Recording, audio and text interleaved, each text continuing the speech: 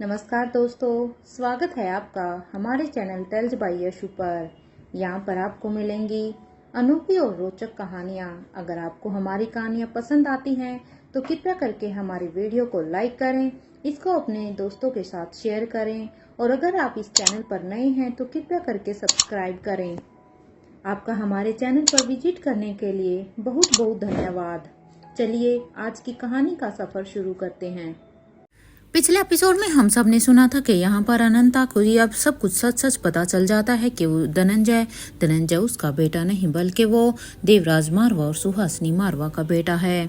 इसलिए वो यहाँ पर अब वो उनके साथ न्याय करने का फैसला लेती है और अब वो यही सोचती है कि उसे अब वो मंदिर की तरफ जाती है तो वहां पर अब उसे पुजारी जी कहते हैं कि उसे अपने पूज्य गुरुदेव की पूजा करनी चाहिए। इसलिए अब अनंता भी यहाँ पर डिसीजन लेती है कि वो वापस से अपने भीमेश्वरी गांव जाएगी और यहाँ की सारी जिम्मेदारी तब तक वो यहाँ पर महारानी को दे देगी।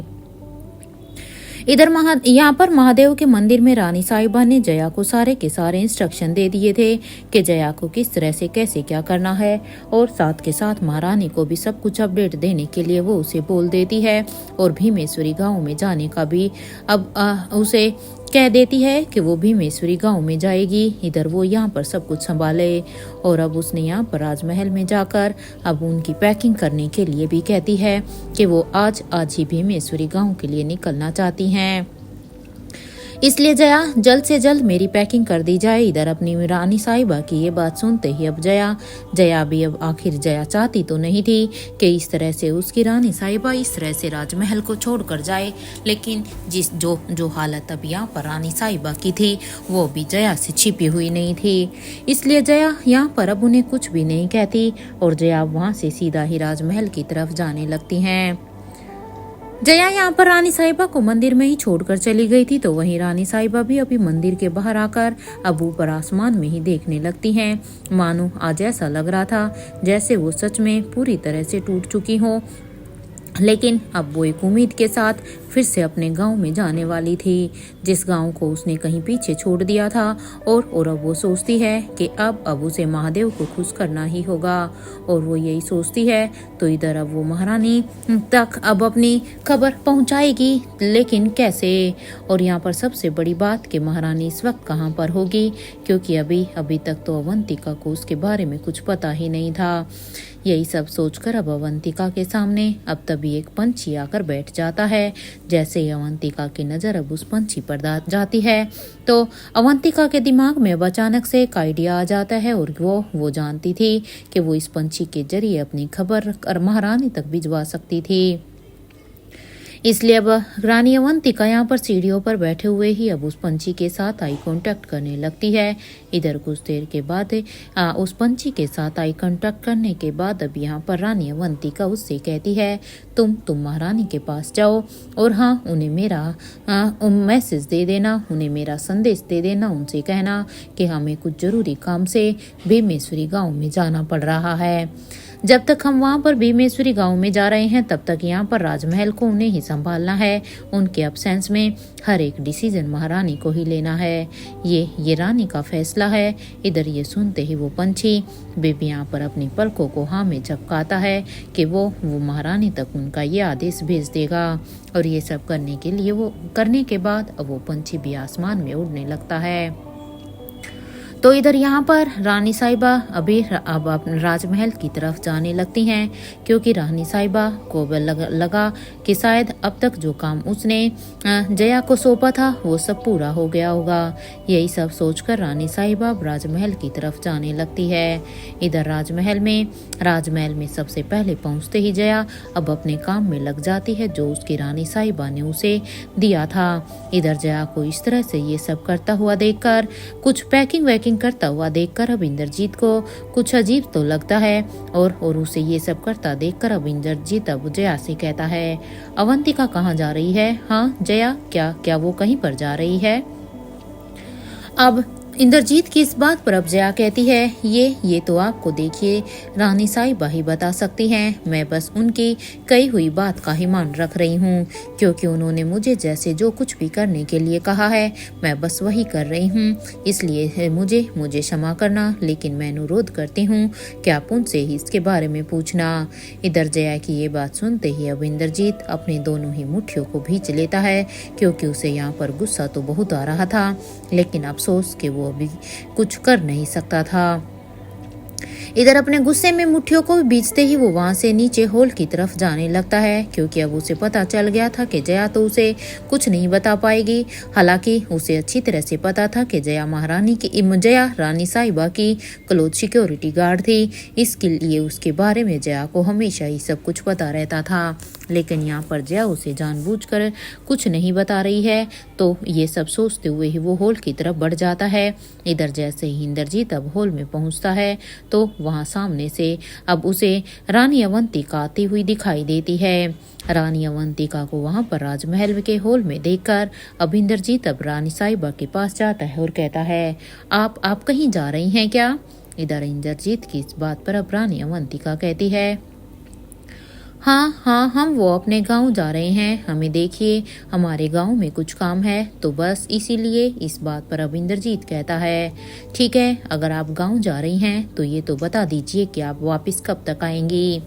इंद्रजीत की इस बात पर अब अवंतिका कहती है, वापिस आने का तो कुछ पता नहीं है। इधर ये सुनते ही अब इंद्रजीत अपने मन ही मन में काफी खुश हो रहा था, क्योंकि इंद्रजीत को लगा था कि अब यहाँ पर रानी साहिबा जब यहाँ से चली जाएगी तो उसका तो रास्ता अब अपने आप ही साफ हो गया है, क्योंकि रानी साहिबा का पति होने के नाते अब उनके जाने के बाद वो यहाँ पर राजमहल पर अब राजमहल को अपने ढंग से चलाएंगे। वो भी यहाँ की राजगद्दी पर बैठेंगे। इधर उसके मन में यहाँ पर मानो लड्डू फूट रहे थे, लेकिन अब वो यहाँ पर रानी साहिबा के सामने ये सब कुछ भी शो नहीं होने देता। वो खुद को कंट्रोल करते हुए ही अब कहता है, अवंतिका, मैं भी तुम्हारे साथ चलना चाहता हूँ। देखो तुम वहाँ पर अकेली जाओगी, इसलिए मैं तुम्हारे साथ चलता हूँ। मैं तुम्हें इस तरह से अकेले नहीं जाने दे सकता। मैं चाहता तो हूँ, लेकिन एक बात और भी है, अगर हम दोनों ही यहाँ से चले गए तो फिर राजमहल को कौन संभालेगा।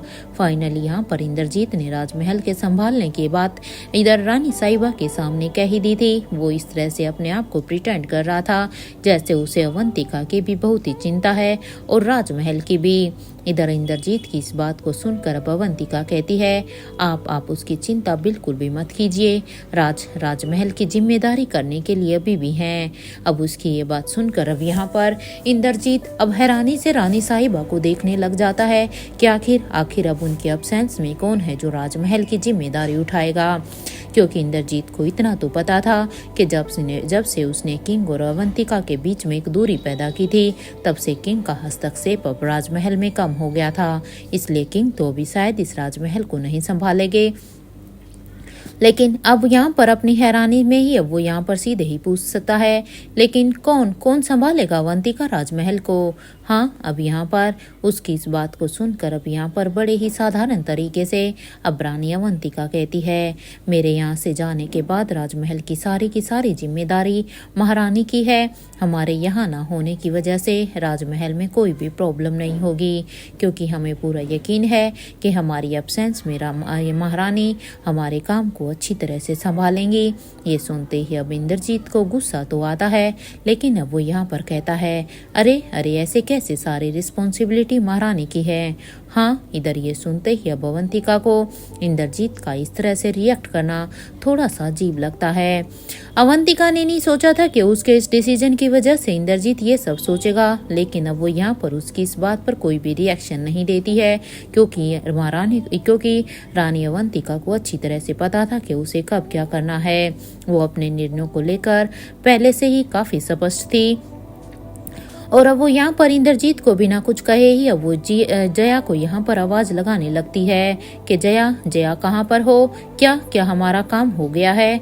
इधर कुछ ही देर के बाद जैसे ही जया को अब रानी साहिबा की आवाज सुनाई देती है तो इधर जया भी अब समझ जाती है कि उनकी रानी साहिबा आ गई है, इसलिए वो उनके कमरे से उनका सामान लेकर अब वहाँ पर नीचे हॉल की तरफ ही जाने लगती है, क्योंकि अब तक जया ने भी महारानी के कहे अनुसार उनकी सारी की सारी पैकिंग कर दी थी। जैसे ही जया अब यहाँ पर रानी साहिबा का पैकिंग किए हुए बैग्स को जब नीचे लेकर आती है तो अब जया को देखकर अब यहाँ पर रानी साहिबा कहती है, जया क्या हमारा सारा सामान पैक हो गया है, यानी कि हमारी जरूरत का सामान। अब रानी साहिबा की इस बात को सुनकर अब जया हाँ में अपना सिर हिला देती है, लेकिन अब वो यहाँ पर रानी साहिबा से कहती है, रानी साहिबा हम भी आपके साथ चलेंगे।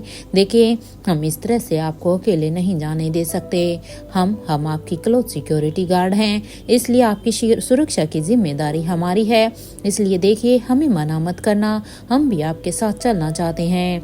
इधर जैसे ही जया ने अपने मन की बात रानी साहिबा के सामने कही तो ये सुनते ही अब रानी अवंतिका कहती है, नहीं जया आप यहीं पर ही रुकिए, देखिए हम जानते हैं कि आप हमारे साथ चलना चाहते हैं, इवन सच में अगर जरूरी नहीं होता तो हम भी आपको अपने साथ जरूर लेकर जाते, लेकिन वो क्या है ना कि यहाँ पर हमारी एब्सेंस में महारानी अब इस राजमहल की देखरेख करेंगी, तो हो सकता है कि महारानी को आपकी ज़रूरत पड़ सकती है, क्योंकि यहाँ का मोस्टली काम आप संभालती हैं, इसलिए शायद उन्हें थोड़ी बहुत हेल्प हो।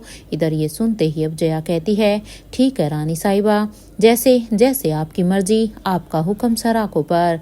वैसे अगर आपको इजाज़त हो तो क्या हम आपको एयरपोर्ट तक छोड़ दें। इधर ये सुनते ही रानी अवंतिका भी हाँ में अपना सिर हिला देती है और इधर वो दोनों ही वहाँ से चली जाती हैं।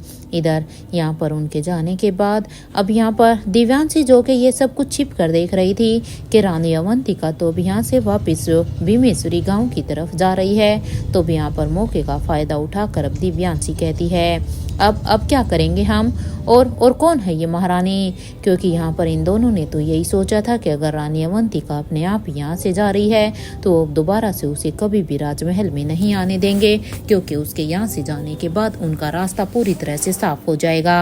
अब तो उन्हें मारने की भी जरूरत नहीं पड़ेगी। लेकिन अब उनका ये प्लान फेल होता हुआ देखकर अब दिव्यांशी के सारे ये सवाल अब इंद्रजीत से करती है। इधर दिव्यांशी के इस सवाल पर अब इंद्रजीत कहता है, मुझे पता नहीं है कौन है ये महारानी, ये बात तो सिर्फ किंग ही जानता है, क्योंकि मुझे तो इसके बारे में पहले पता भी नहीं था।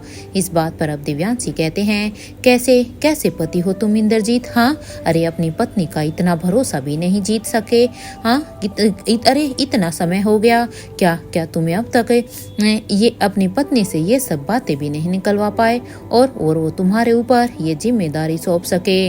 अगर तुमने अपनी पत्नी का विश्वास जीता होता ना तो आज वो किसी महारानी को ये जिम्मेदारी ना सौंप कर तुम्हें ये सारी की सारी जिम्मेदारियां सौंप कर जाती।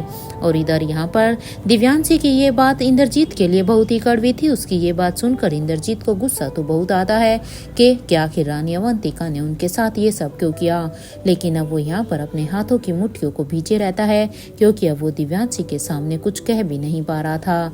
और इधर ये कहते हुए ही अब दिव्यांशी वहां से गुस्से में अपने पैर को पटकते हुए चली जाती है। तो वहीं अब इंद्रजीत को भी अब यहाँ पर अब अपने मन में ही कहता है, आखिर ये महारानी कौन हो सकती है जिसके भरोसे पर रानी अवंतिका ने इसे राजमहल को छोड़ा है। कौन है वो, इसके बारे में तो पता लगाना ही होगा। और यही सोचकर ही इंद्रजीत अब अपने रूम की तरफ जाने लगता है। तो वहीं इधर दूसरी तरफ इधर रानी साहिबा भी यहाँ पर भीमेश्वरी गांव में जाने के लिए अब तक बैठ गई थी। अब वो यहाँ पर पेरिस से सीधा इंडिया के लिए रवाना हो जाती है। रानी साहिबा जब इंडिया के लिए रवाना हो रही थी तो उसके दिल में यहाँ पर अपने बेटे धनंजय की याद और आंखों में उम्मीद थी कि उसे उसका बेटा भी मिल जाएगा और काश उसकी उम्मीद भी पूरी हो जाए कि महादेव उसे मातृत्व सुख प्रदान करें। इधर उसकी आंखों में एक उम्मीद थी कि महादेव उन्हें कभी भी निराश नहीं करेंगे। उन्होंने आज तक महादेव को बहुत ही माना है। यही सब सोचकर लेकर ही अब वो यहाँ पर एक बेंगलोर के लिए रवाना हो जाती है।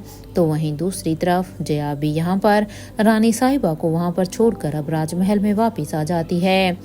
जया को पता था कि राजमहल में राजसभा होने वाली है, इसलिए उसे जल्द से जल्द वहां पर जाना ही होगा, क्योंकि हमेशा की तरह जया ही राज्यसभा की सारी तैयारियां करती थी। कुछ देर के बाद वो जैसे ही यहाँ पर राजमहल में पहुंचती है तो वो सामने देखती है कि राजसभा तो आज यहाँ पर पहले से ही शुरू हो चुकी थी। ये सब देखकर जया को यहाँ पर थोड़ी सी तो हैरानी होती है कि आखिर ये राज्यसभा किसने शुरू की है। इसलिए वो जल्द से जल्द आगे जाकर देखती है तो वो जी वहाँ पर देखती है कि रानी साहिबा की वहाँ पर कुर्सी पर इंद्रजीत बैठने ही जा रहा था कि तभी जया जी से पहले कि इंद्रजीत उनकी कुर्सी पर बैठते, जया उन्हें वहीं पर ही रोकते हुए कहती है, रुक जाइए आप। इधर जया ने जैसे ही ये कहा, ये सुनते ही अब वहाँ पर बैठे हुए सभी की नजर अब यहाँ पर जया पर ही होती है कि आखिर ये कौन है जो इंद्रजीत को यानी कि रानी साहिबा के पति को इस कुर्सी पर बैठने से रोक रही है। इधर जया की आवाज को सुनकर अब इंद्रजीत को गुस्सा आता है और अब वो कहता है, क्या बात है, मुझे रोकने की हिम्मत कैसे हुई तुम्हारी? तुम जानती हो ना मैं कौन हूँ, इसके बावजूद भी तुम मुझे इस चेयर पर बैठने से रोक रही हो। तुम्हारी दिक्कत क्या है? इधर इंद्रजीत की ये बात सुनते ही अब जया कहती है, देखिए मुझे लगता है कि आपको राजमहल के नियम नहीं पता है, इसलिए ही मैंने आपको यहाँ पर इस चेयर पर बैठने से रोका है, क्योंकि इस चेयर पर बैठने से पहले एक बार आप राजमहल के नियम जान लेते तो अच्छा लगता। इसलिए आप हमारी रानी साहिबा की चेयर पर बैठने की गलती करने जा रहे थे, बस मैंने तो आपको उसी गलती को करने से रोका है। इधर जया की इस बात को सुनकर अब वो इसे यहाँ पर उसकी गुस्ताखी समझते हैं और इस बात पर अब इंद्रजीत कहता है, मुझे किसी भी नियम से कोई भी फर्क नहीं पड़ता है। मेरी पत्नी यहाँ की रानी है और मैं उसका पति हूँ, और एक पति होने के नाते मैं इस राजमहल को अच्छी तरह से संभालूंगा।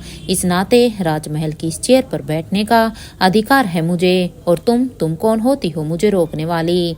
और ये कहते हुए ही इंद्रजीत अब यहाँ पर जया की बातों को नकार कर अब फिर से उस चेयर पर बैठने के लिए आगे बढ़ जाता है, और वो यहाँ पर बैठने ही वाले थे कि तभी जया भी यहाँ पर अपने मन में ही कहती है, आज तक तो इस चेयर पर कभी खुद किंग भी नहीं बैठे हैं, और आज उनका बनाया हुआ नियम टूटने वाला है।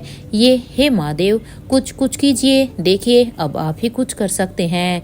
ऐसे मैं नहीं चाहती कि इस राजमहल का कोई भी नियम टूटे। यहाँ जया अब यहाँ पर अपनी ही उलझन में थी, वो बस यहाँ पर महादेव को ही प्रार्थना कर रही थी। तो वहीं इंद्रजीत पीरामल अब वहाँ पर बैठने ही वाला था कि तभी उसकी पीठ पर अब एक जोर की लात पड़ती है। इंद्रजीत यहाँ पर पूरी तरह से बैठ भी नहीं पाया कि तभी पीछे से इतनी जोर की लात देखकर जैसे ही उसके ऊपर पड़ी तो उसकी लात की वजह से इंद्रजीत सीधा ही अब यहाँ पर अपना बैलेंस खो देता है, और वो यहाँ पर बैलेंस खोकर सीधा ही स्टेयरकेस से लुढ़कते हुए ही वो यहाँ पर नीचे जाकर जमीन पर गिर जाता है। तो वहीं जब दिव्यांशी ने ये सब देखा तो एक पल के लिए तो दिव्यांशी का मुंह खुला रह गया था, क्योंकि दिव्यांशी को कुछ समझ में नहीं आया कि आखिर इंद्रजीत के साथ ये क्या हुआ। और लेकिन ये इंद्रजीत को गिरता हुआ देखकर दिव्यांशी अब जैसे ही सामने देखती है तो वहां पर दिव्यांशी को सीधे के सीधे किंग खड़े दिखाई देते हैं, क्योंकि यहाँ पर इंद्रजीत को ये लात किसी और ने नहीं बल्कि किंग ने मारी थी। इधर इंद्रजीत को सामने देखकर तो अब दिव्यांशी के एकदम से ही होश ही उड़ गए थे, और अब वो जल्दी से नीचे उतरकर अब यहाँ पर इंद्रजीत को उठाने के लिए आगे बढ़ जाती है। इधर उन्हें इग्नोर करते हुए ही अब किंग बेबी यहाँ पर रानी साहिबा के बगल में जो एक चेयर थी वो यहाँ पर उस चेयर पर जाकर बैठ जाते हैं, और अब वो अपनी पॉकेट से एक पेपर निकालकर अब वो अपने साथ में आए हुए एक आदमी को देते हुए कहते हैं, देख इसे सभी के सामने बोलकर राज्यसभा में सुनाओ। इधर किंग की इस बात पर अब उनका आदमी कहता है, ठीक है किंग। और अब यहाँ पर वो आदमी उस कागज को निकालकर अब वो यहाँ पर राज्यसभा में सबके सामने पढ़ते हुए कहता है, मैं महारानी जब तक रानी अवंतिका राजमहल की जिम्मेदारी फिर से नहीं संभाल लेती है तब तक उनकी एब्सेंट में, उनकी अनुपस्थिति में किंग राजमहल की जिम्मेदारी को संभालेंगे। और हाँ, राज्यसभा के लोगों को याद दिला दूं मैं कि रानी की पदवी से भी ऊपर किंग होते हैं और किंग से ऊपर महारानी, और महारानी का फैसला सर्वोपरि है, इसलिए उनके इस फैसले को कोई भी नहीं टाल सकता। अगर किसी को भी हमारे इस फैसले से कोई भी प्रॉब्लम है तो उन्हें किंग के साथ फाइट करना होगा। और हाँ, याद रहे कि किंग इस रियासत के फाउंडर भी हैं, क्योंकि इस रियासत को बनाने वाले किंग हैं, तो उन्हीं का डिसीजन यहाँ पर सर्वोपरि रहेगा। अगर इसके बाद भी किसी को कोई भी आपत्ति है तो फिर इसकी जिम्मेदारी वो उसी की ही होगी। इसे पढ़ने के बाद इसे पढ़ने के बाद वो आदमी वापिस से किंग के पीछे जाकर खड़ा हो जाता है। इधर यहाँ पर ये सब सुनने के बाद वहाँ पर जितने भी राज्यसभा में लोग थे वो सब बिल्कुल ही खामोश थे। ऐसा लग रहा था सभी को यहाँ पर महारानी के इस आदेश पर कोई भी आपत्ति नहीं थी, क्योंकि यहाँ पर मौजूद लोगों को पता था कि किंग से टक्कर लेने का अंजाम क्या होता है, क्योंकि महारानी ने अपने शब्दों में साफ साफ कहा था कि अगर कोई इस फैसले को नहीं मानता है तो उसे किंग से फाइट करनी होगी, इसलिए किसी में इतनी हिम्मत नहीं थी।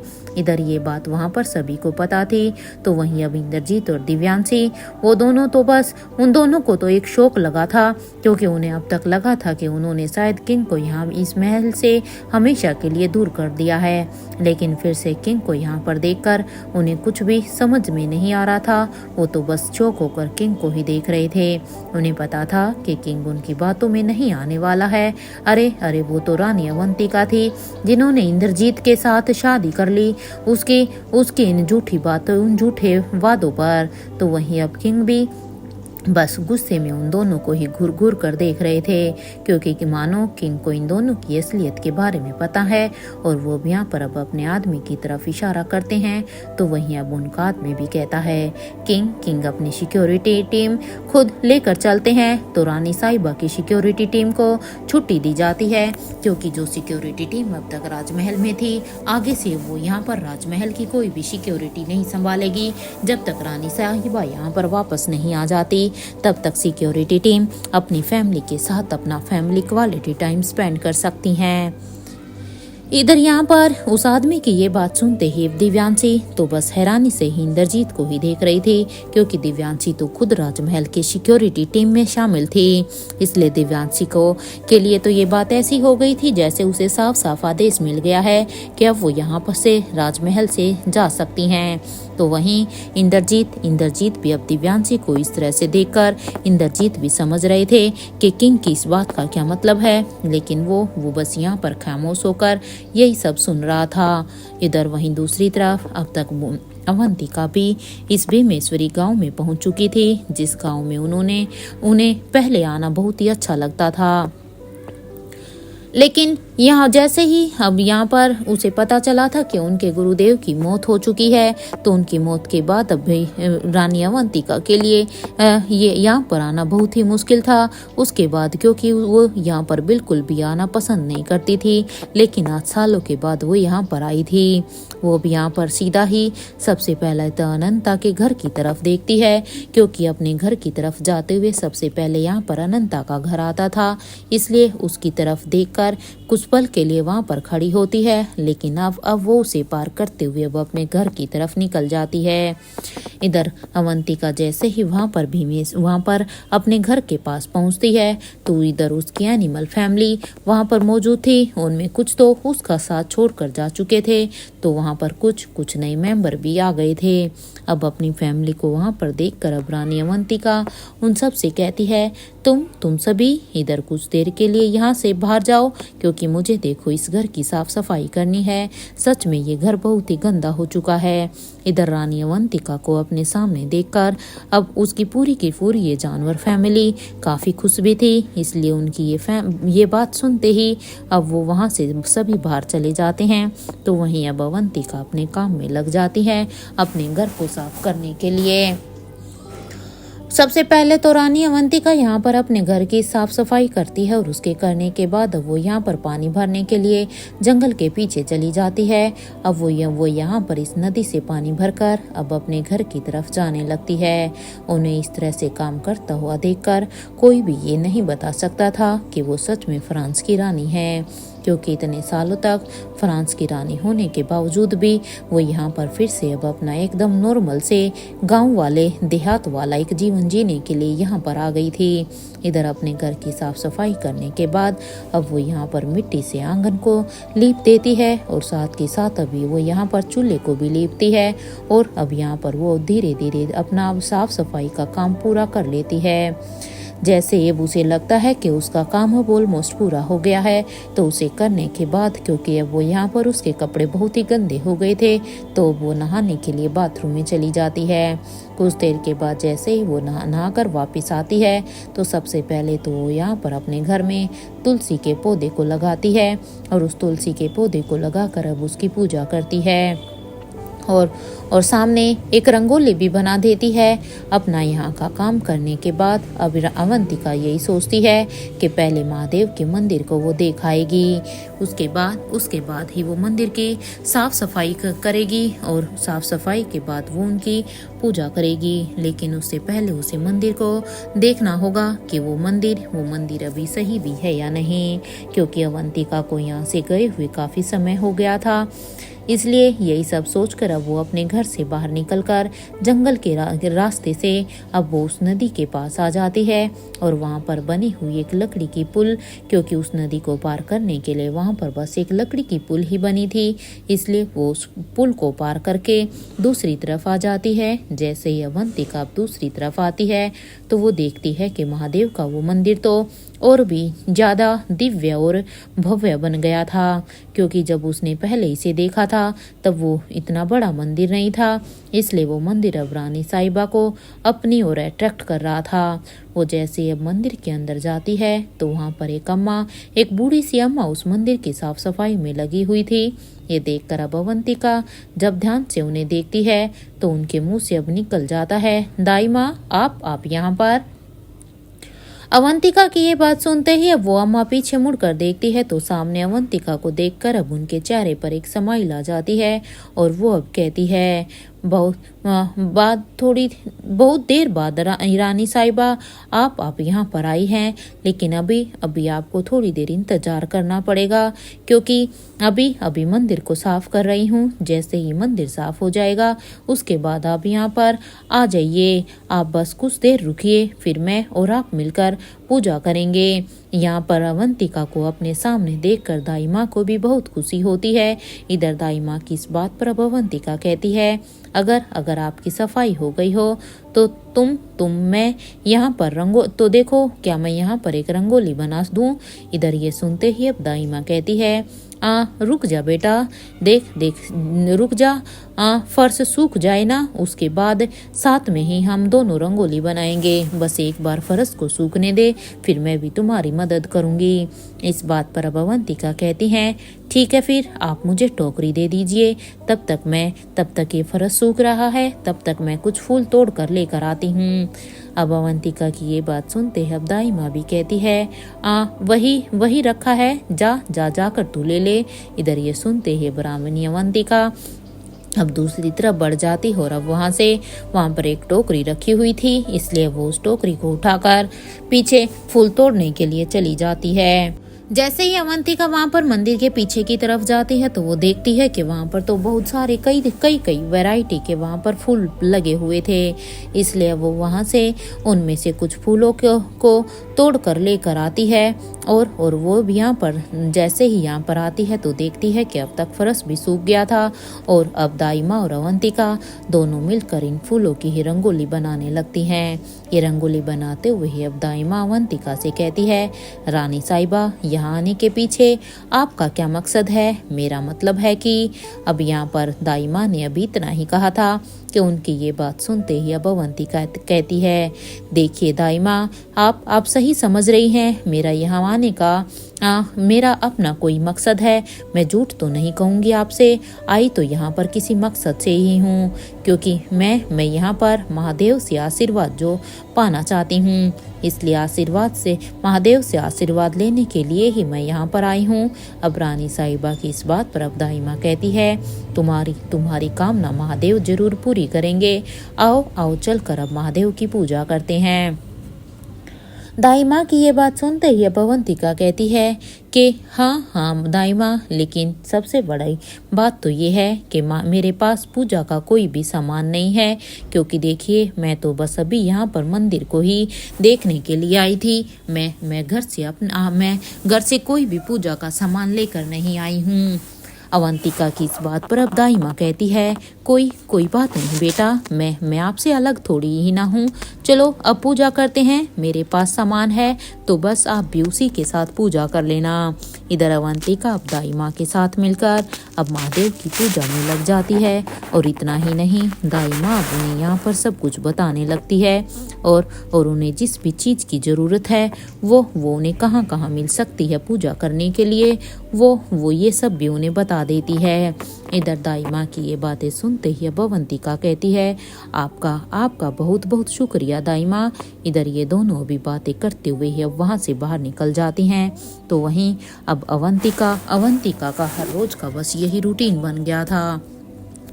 अवंतिका हर रोज यहाँ पर उठकर अपना नहाकर अपने नित्य कामों को करने के बाद सीधा ही महादेव के मंदिर में पूजा करने के लिए चली जाती थी।